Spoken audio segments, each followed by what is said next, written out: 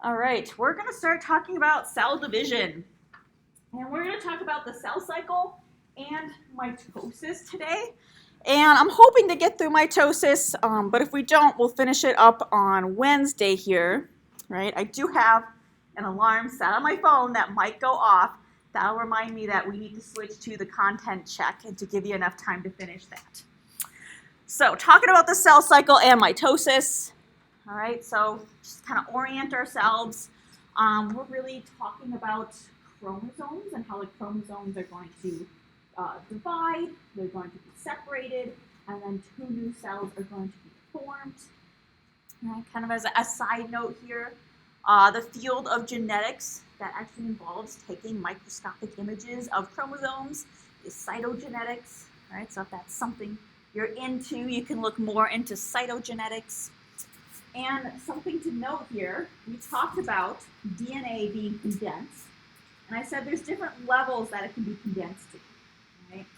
And when chromosomes will go through cell division, they become super condensed, and that's when we can actually see separate chromosomes in a microscope, right? Versus this cell here is not in dividing, we can't make out individual chromosomes. Right, and what we'll talk about more of that as we go through the lecture here. It's important that we talk about ploidy because we're going to see this multiple times this week in lecture and in lab. So lab this week is focusing on mitosis and meiosis. So ploidy is in reference to the number of each type of chromosome present, right? And so we often denote ploidy as something N, right? If it's N, just N, you would say it's haploid, right?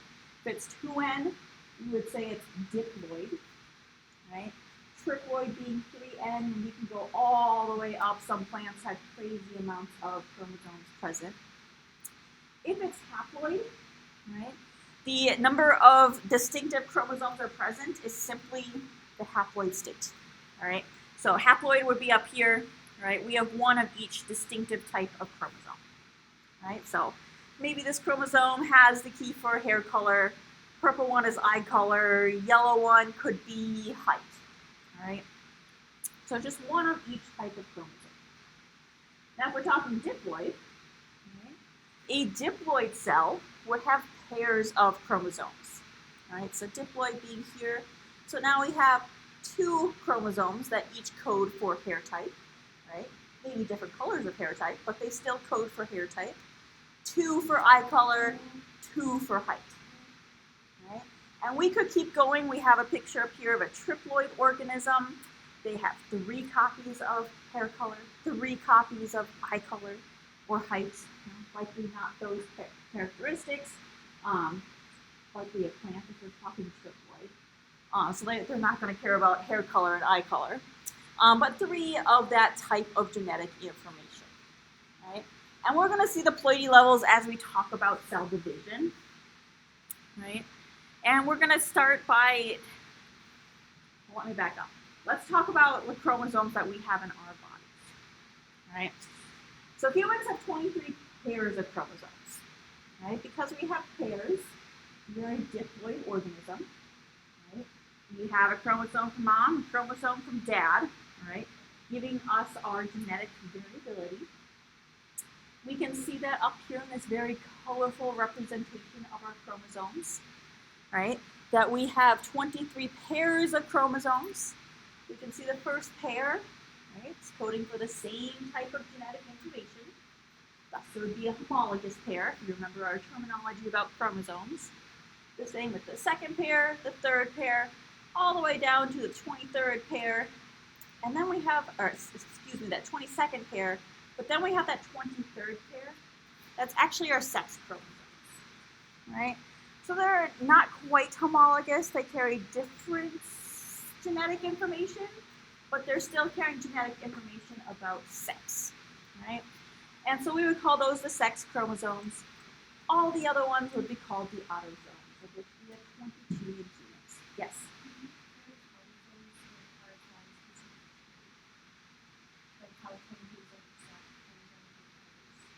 Yes, they had very specific genes on them. Well, I couldn't tell you off the top of my head what genes are in number one, but they would have a very specific set of genes, right? So maybe number one does code for hair growth, right? And it's always going to code for that same gene in every person. Does that make sense? Just like the sex chromosomes, right? They're always going to encode for sex in every person. The genes found on chromosome number one will encode for those same genes in every person as well.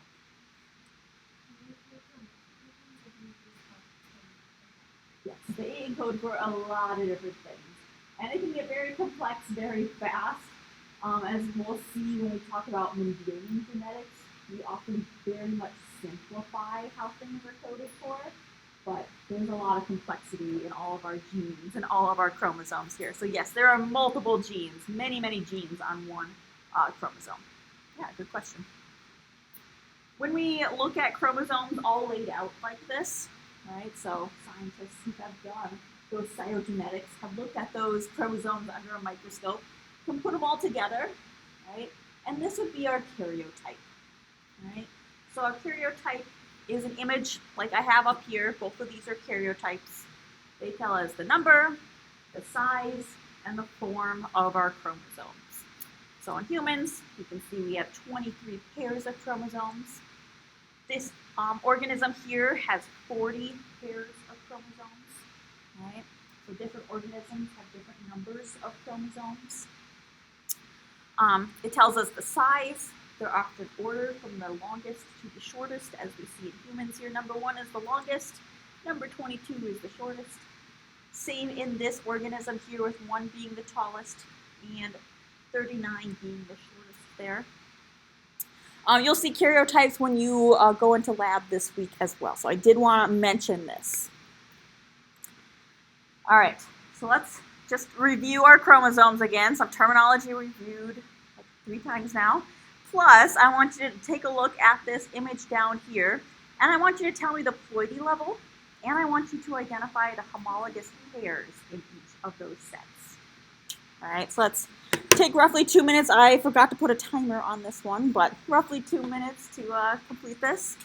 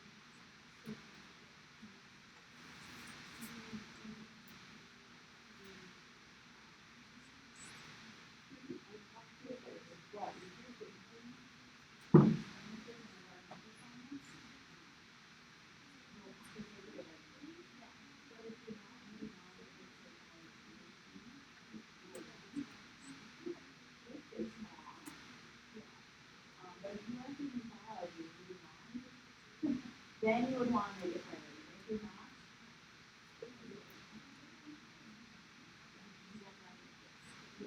this is just for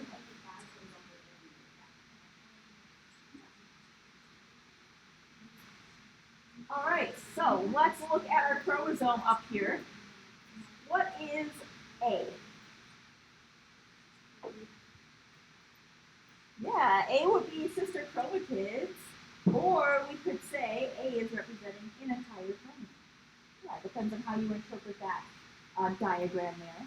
Right? Sister chromatids would be each side of our chromosome. Right? So the chromosome would be the entire thing as a whole. What about number B, or letter B? Centromere, yes. What about C? Chromatids, yeah, either side being a chromatid, since they're looking at both of them together, you can also say that those are sister chromatids. Right? Again, depending on how we interpret this graph here. each side being a chromatid. And what about D? Yeah, two sets of chromosomes that are homologous pairs. Right? We know they're a homologous pair because they are the same size and shape. All right, if I were looking at these two different sets of chromosomes at the bottom here, and I had to figure out the ploidy level, what would I say for this set that has two chromosomes at each point? Yeah, be a diploid, right? A diploid organism has two sets of our chromosomes. And what about the homologous pairs? What would a homologous pair be in this set?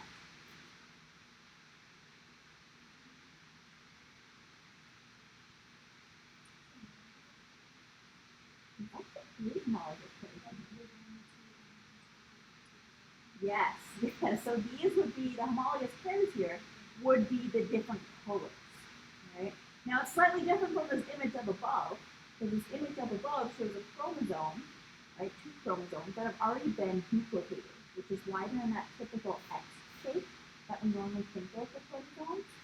Down here, they have not yet been duplicated, so there's just a singular chromatid. Right? There's no sister chromosomes. They're not connected by a centromere here, but because they're the same length, right, they are a homologous pair.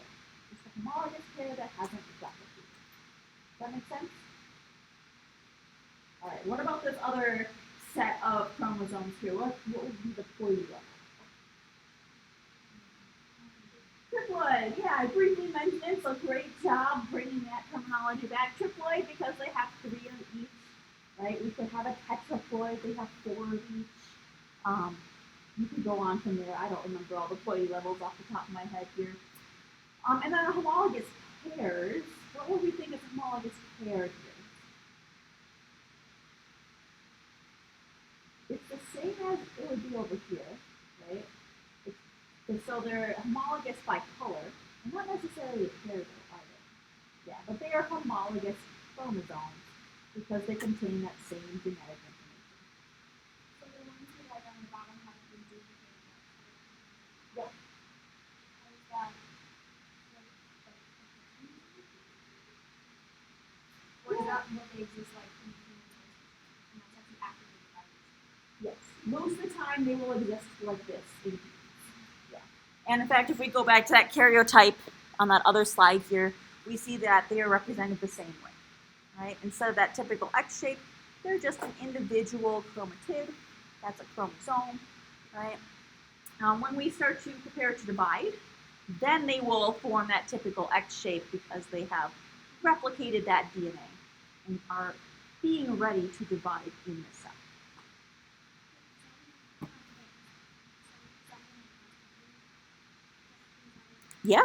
Yeah. So let's see, Hannah was saying right here, this image here, this is what we would typically see as our chromosomes in a cell. Yeah, this cell is not dividing. Once it prepares to divide, then those chromosomes would condense and we would see something similar to either side of that cell here. Yeah. Any other questions? These are all great questions. There's so much terminology with chromosomes. All right, well, let's move on to cell division then. All right, so cell theory is that cells are going to arise through the division of pre-existing cells. Right? They're not just going to come out of nowhere. They're going to come from a cell that already exists. That cell will go through mitosis or meiosis and create daughter cells.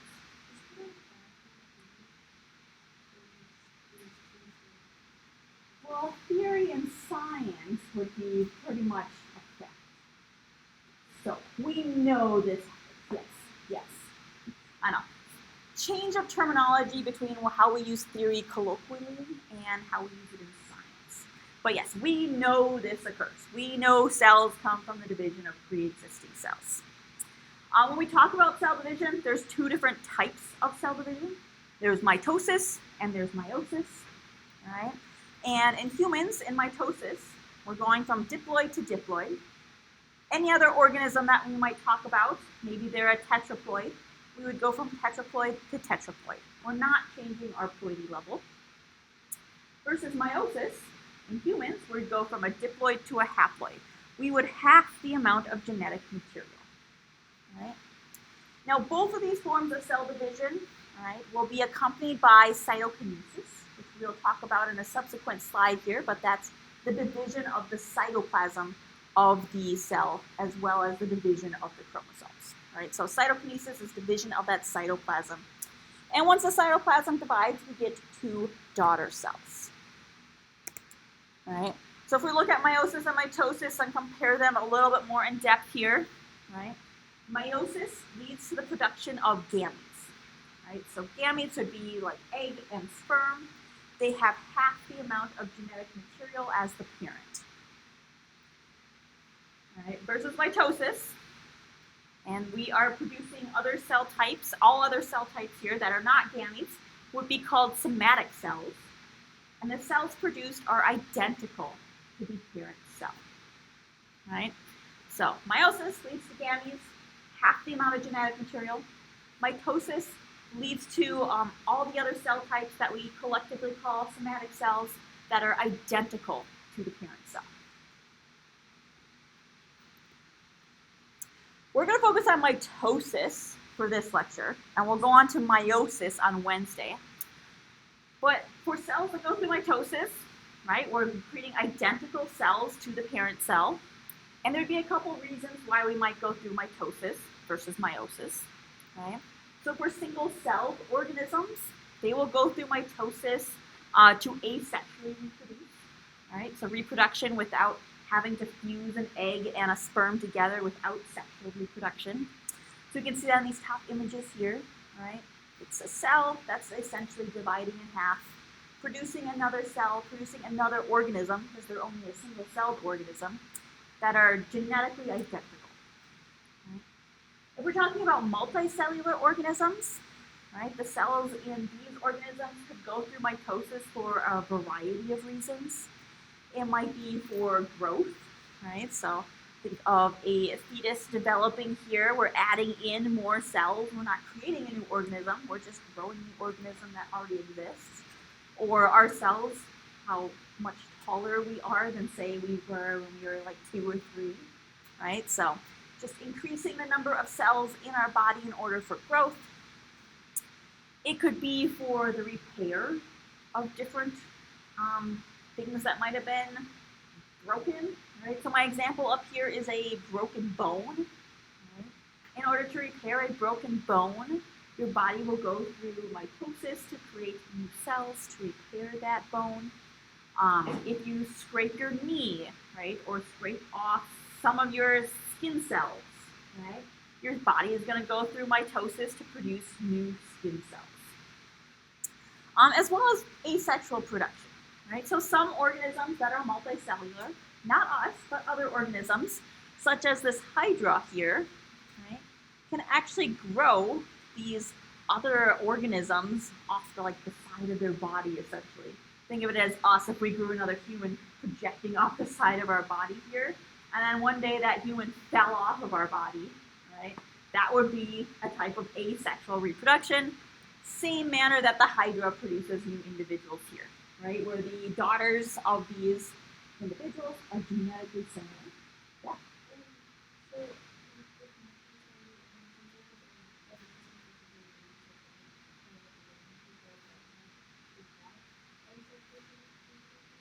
That wouldn't be asexual reproduction because we're not producing an entirely new organism.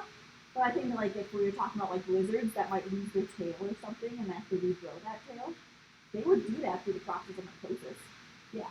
So that would be maybe fall under maybe the repair of an organism, right? We're not producing a new individual, so it wouldn't be asexual reproduction, but we're repairing something that's on our own body, or on their own body.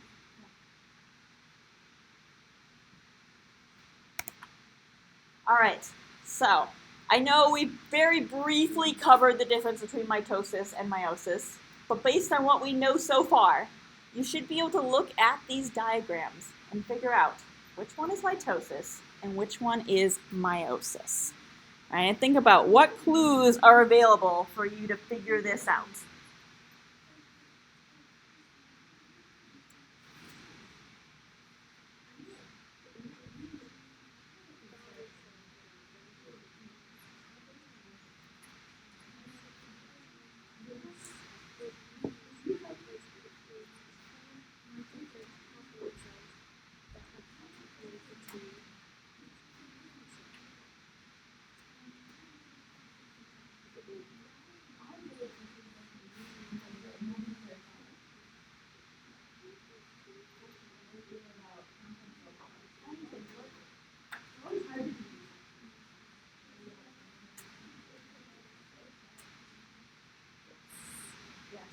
try to cut it down to barely.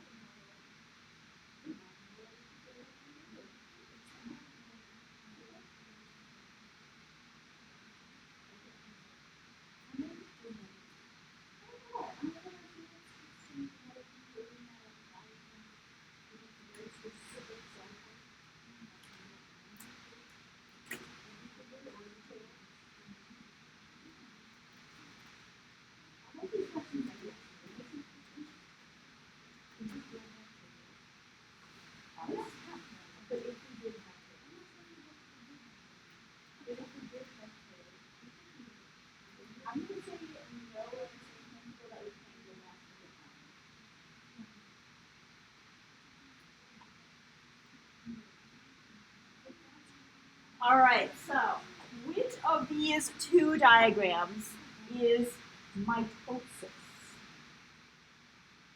Let's see, the right or the left? Left, yes. So what clues led you to determine that?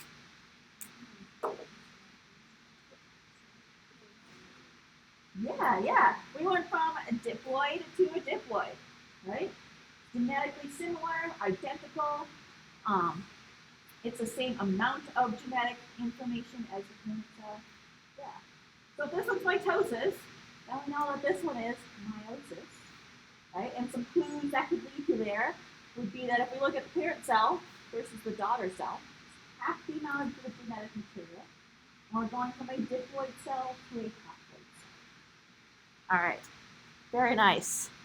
Let's keep chugging along here. All right, so cells are going to go through this cycle called the cell cycle. Right? Every cell in your body is currently going through the cell cycle, just in different phases of it. So the cell cycle is a series of events that could eventually result in cell division. Right? Now this is highly regulated. I don't have time to talk about regulation. Instead, the homework that I'm going to assign you for Wednesday is to watch a video that talks about how the cell cycle is regulated. I promise it's interesting. We're talking about how these different, if the cell becomes unregulated, how it could lead to different cancers. Right? So it's pretty interesting. And you don't have to watch the whole video. I'm having you start at the 5-minute mark. So that should be a little easier on you here. It's going to be a complete or incomplete assignment, so I'm just looking to see, did you answer the quiz questions? Great. All right, so highly regulated, and you will learn about that in your homework. If we look at the cell cycle and break it down into those different divisions or those different stages, right, we see that we have quite a few. Right? So this G1, this S, and this G2 together, we would call that interphase. Right? Most of our cells are going to be in some form of interphase most of the time, or they might be in this G1 phase here. But if we look at this diagram, everything that's blue would be interphase. Right? Interphase would be pretty much preparing to divide, but not yet actively dividing. If a cell has decided that it's not going to divide at all, instead of continuing on this normal cell cycle, it will go on this offshoot called G0. Right? And I'll just spend time in G0 and postpone division, maybe indefinitely. Some cells are not going to further divide. Some cells might wait years before they divide again. Right? And then this little red section here, right? This is when cells are actively dividing, and this would be mitosis. We call it the M phase, mitosis, and cytokinesis. All right, so looking at interphase here, we have the G1, the S, and the G2 phase. Right? During the G1 phase, our cell is growing. Right? We're eventually going to split this cell into two, so we have to grow this cell so there's enough material for it to split into two.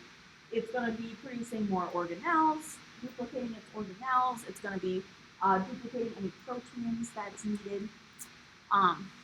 Once it goes on to this S phase, right, the S phase is the synthesis of DNA, which we have already learned, right? So DNA replication that we talked about on, Friday here, right?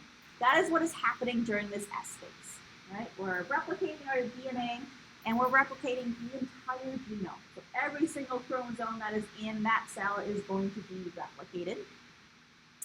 And then in this G2 phase, right, we're going to have even more growth and even more protein synthesized, right? So interphase consists of growing, replicating our DNA, and growing some more. And then we move on to the mitotic phase. So think about that cell cycle diagram. That little red portion was a very small amount of the cell cycle, but there are a lot more steps to it, right? So if we're thinking about the mitotic phase, we're going through mitosis. The original cell, we would call it the mother cell or the parent cell. And the new resulting cells would be the daughter cells. Okay. In this M phase, we're going through mitosis. We're also going through cytokinesis. And mitosis can be split into these 5 different phases, right, which we are going to review now. And when you go to lab this week, you're going to be able to do some hands-on practice of this that should cement mitosis in your mind here.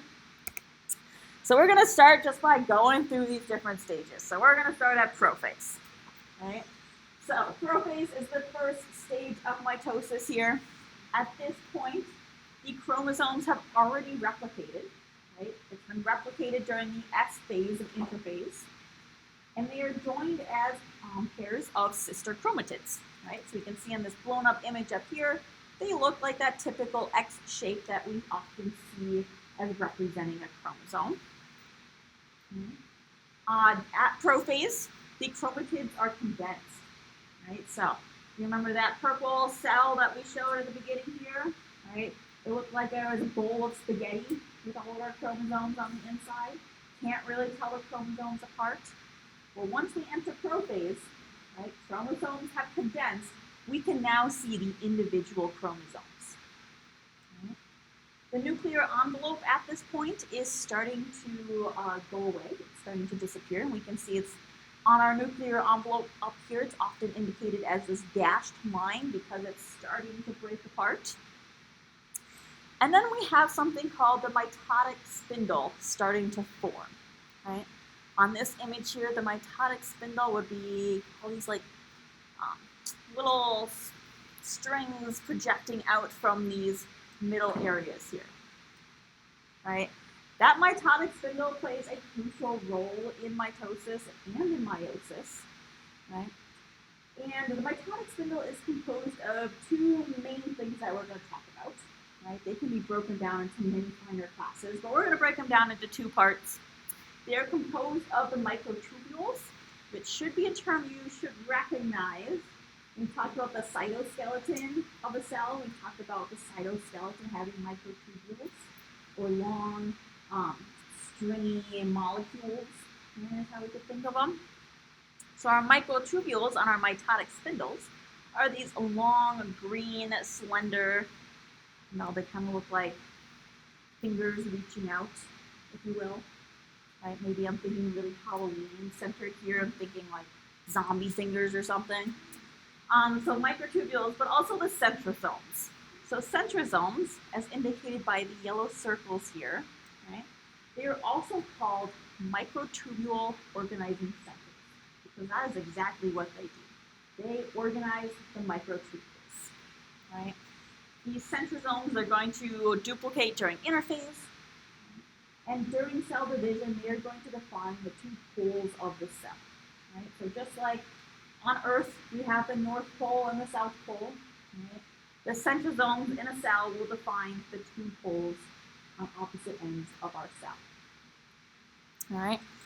So we have our mitotic spindle that has started to form in prophase. If we move on to prometaphase, right? The nuclear envelope at this point is completely breaking apart. Right? By the end of prometaphase, it'll be completely gone. Those centrosomes, right, so those yellow circles on that last page there. They are moving apart and starting to go towards the opposite ends of the cells. They're starting to mark where the pools are. That mitotic spindle is now completely formed and is going to start to interact with the chromosomes in the cell by connecting to the chromosomes. And they're connecting to those chromosomes in this region called the kinetochore. Right? So if we have our duplicated chromosome here, right, they are sister chromatids, right, each side being a chromatid. Each side also has this kinetochore. And the mitotic spindle will connect to either side of that chromosome. Right? One microtubule from one pole, one microtubule from the other pole. Yes? So you're saying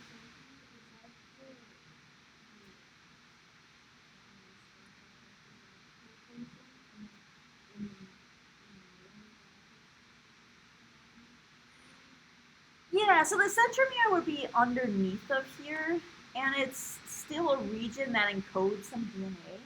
But the kinetochore is actually like, you can think of it as a separate molecule that binds to the chromosomes, right, and provides this connection point for the microtubules to connect to either side of that chromosome. They sound very similar though, so don't get those mixed up in your head. All right, so microtubules have connected to our chromosomes.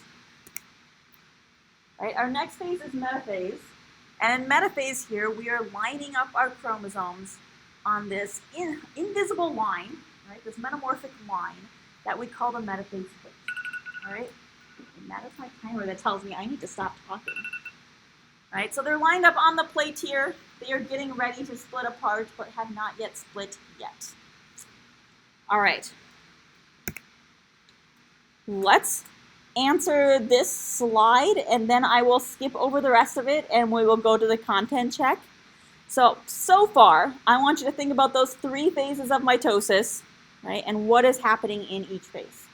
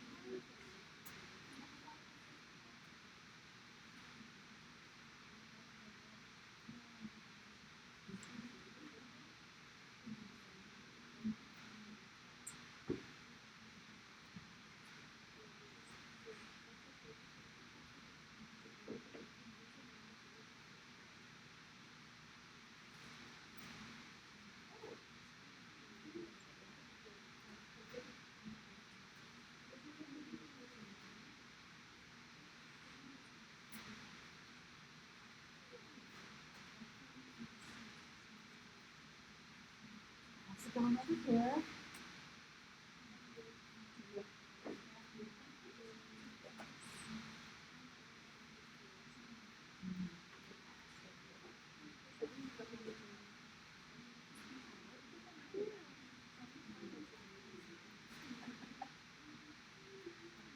All right, what is that first stage of mitosis? It is prophase. What is happening in prophase? Yeah, nuclear envelope starts to disappear. Do we have something different? Yeah, those chromosomes have condensed. What else is happening? Yeah, mitotic spindle is starting to form. Yes. All right. What's the next phase after prophase? Prometaphase. What is happening in prometaphase? What is happening to the nuclear envelope? It's gone. What about, yes, the mitotic spindle? What's happening there? fully formed and connected to those chromosomes. Right? Oh, I have to let you know. The centrosomes they're moving towards those poles. Right? And then our last phase here, metaphase, what's happening?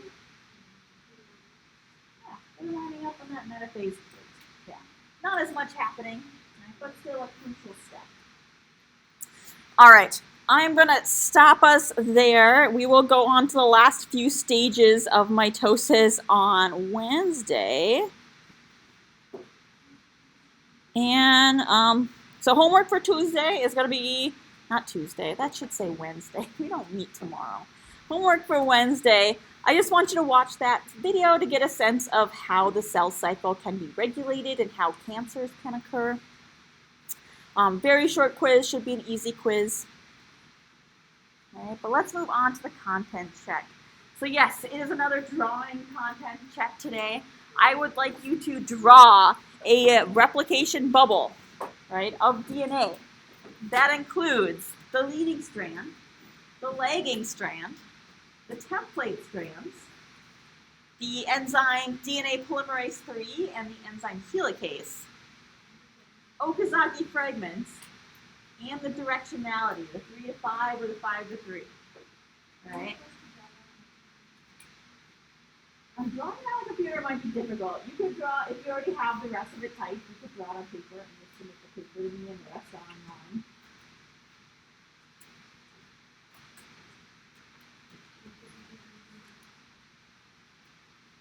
So we'll take till the end of class to do this here. And if you have any questions in the meantime,